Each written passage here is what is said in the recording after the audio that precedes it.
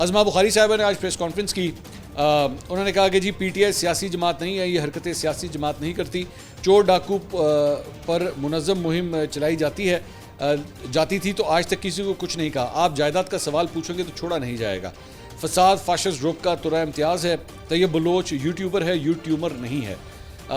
भाग कर डॉलर कमाने वाले साजिशें मुल्क के खिलाफ करते हैं। अच्छा, ये जो इन्होंने जुमला बोला ना, तैयब बलोच यूट्यूबर है, यूट्यूबर नहीं है, ये बेसिकली अज़मा बुखारी साहिबा पीटीआई से मुंसलिक जो अफराद होते हैं जो यूट्यूब के ऊपर काम करते हैं उनके लिए ये लफ्ज़ इस्तेमाल करती हैं, यूट्यूबर।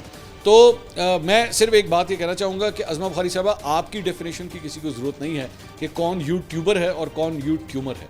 ठीक है, मतलब तैयब बलोच को आपने यूट्यूबर करार दे दिया और जो आपके नज़रियात से ना मतलब मुताबिकत रखता हो वो आपके लिए यूट्यूबर बन जाता है। ऐसा नहीं होना चाहिए।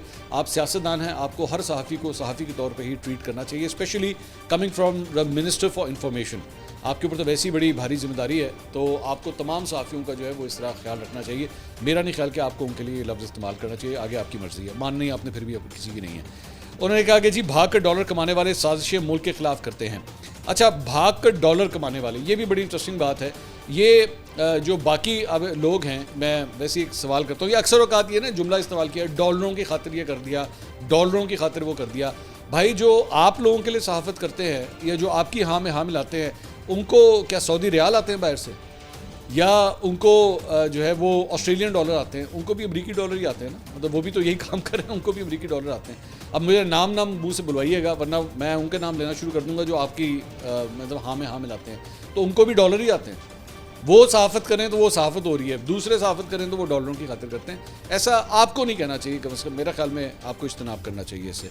उन्होंने कहा कि बड़ी इंटरेस्टिंग बात उन्होंने की। उन्होंने कहा उनके लिए सहाफ़ी वो है जो उनकी ज़बान बोले, खान को पसंद करे। आपका भी यही हालात है, आप खुद एक जगह लोगों को यूट्यूबर कह रही हैं। उन्होंने कहा अगर बाइकआउट करना था तो बैलेट पेपर पर क्यों नाम छुपाया।